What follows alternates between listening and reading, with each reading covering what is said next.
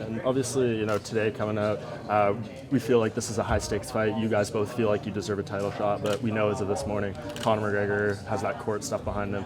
He's cleared to fight from all intents and purposes, and it sounds like him and Khabib want to fight each other. So how does that change the stakes of what goes down on Saturday? Nothing changes. I'm still fighting for the world title after I beat Eddie Alvarez Saturday. The only thing that's going to change is I'm going to have a little bit more downtime to hang out with my daughter. So you're willing to take time off after this? You're not going to fight again. If you have to wait, 6 months, a year, you'll do that? A year is kind of pushing it. We'll see, man. I got to win first, and this is a crazy sport. Anything could happen between now and when their scheduled bout is. Somebody can pull out, something could happen. Not that I'm counting on that or relying on that, but this is a crazy thing to look that far ahead. I just got Saturday night that I'm focused on. I assume it's not just like this morning obviously happened, but I mean we knew this was coming. This wasn't a big surprise to you.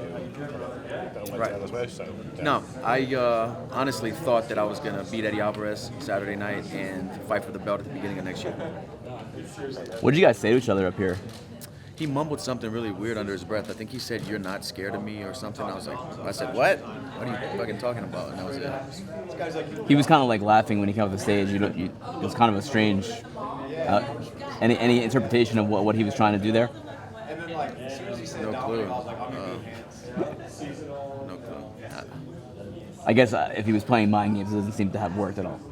I don't even know what he said. I think he said, "You're not scared of me," but Did you say anything back to him?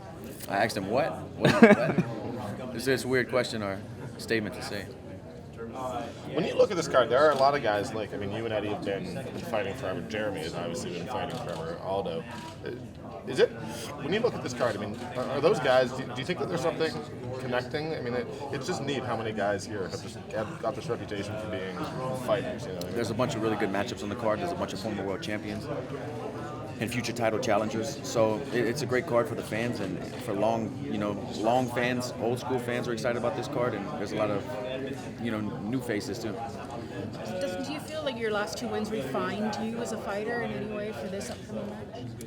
My last one got me prepared for, a tough fight.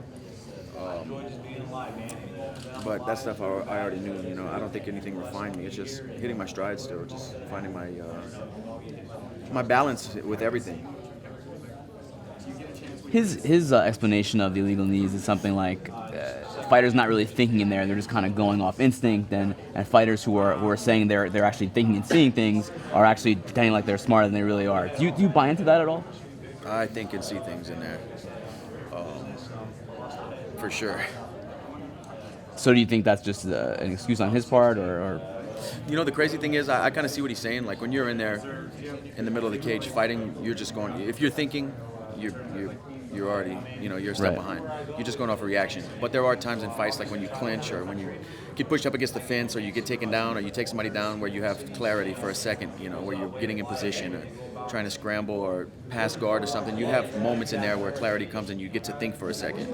And, with the guy, I don't know how many fights he has, probably close to 40 fights. What's illegal and what's not. So he can say whatever he wants.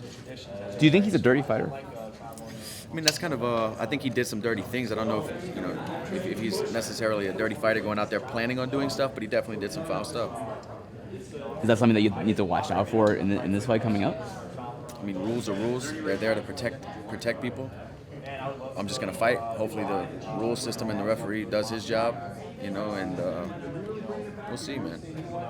I'm not thinking about him illegally kneeing me. I'm fighting. He had some comments yesterday, feeling that he called you an undercard fighter, and I think that was more the fact that, you've done more 3-round fights than 5-round fights, and he's had a lot of 5-round fights throughout his career, but you guys in the past 6 years have actually been scheduled for the exact same amount of 5-round fights. Obviously, he's, had some championship bouts. Do you feel at this point that, you are accustomed to being a headliner, a 5-round fighter, and the 3 rounds kind of preparing for those type of fights is a little bit past you at this point, and this is, where you are and your preparation revolves around these type of fights? Yeah, this is my third main event in a row. I've been on plenty of pay-per-views. People want to see me fight. I don't know so much if I'm an undercard fighter, but yeah, I think it's only going to be 5-round fights from here on out. You've taken to doing something charitable for every fight. recently, and this one is you're donating backpacks to middle school kids in your hometown. Can you explain what that's about? Yeah, I'm doing 500 backpacks filled with school supplies for the whole year. To a middle school me and my wife went to, and I'm also sponsoring a teacher in her classroom who runs an alternative program at the middle school to help kids who get in trouble get back into their right grades. So we're doing new computers, Chromebooks, and software for the whole classroom. So I'm excited about that, man. You're getting honored a little bit too from that organization, right? What does that mean to you? Yeah, American Cancer Society is nominating me for an honoree award, or actually I got it. The Spirit of Hope honoree, just for doing the stuff I've done in the community, and I'm really excited about that. I'm getting the award at a gala on the 25th next month, so I'm really happy about that, man. It means a lot to me. Yeah. What kind of inspired you to start doing this kind of thing? Because you don't see a lot of fighters doing it. I kind of started it when we were moving. I had drawers full of fight-worn stuff, and like I don't know who I was talking to, but I told them it's cool your first few fights, like my first fight in the WEC, my first fight in the UFC, to keep those gloves. But 20-something events I fought at now, I have 20-something pairs of gloves and shorts and bloody, hand wraps, and it's still very important to me. But if I can use it to help somebody else, why not? It's just in drawers, and I'm just hoarding it, really.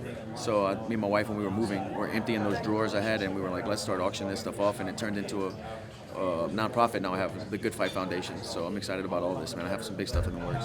How has it kind of evolved from something as simple as that to now where you're doing something every fight?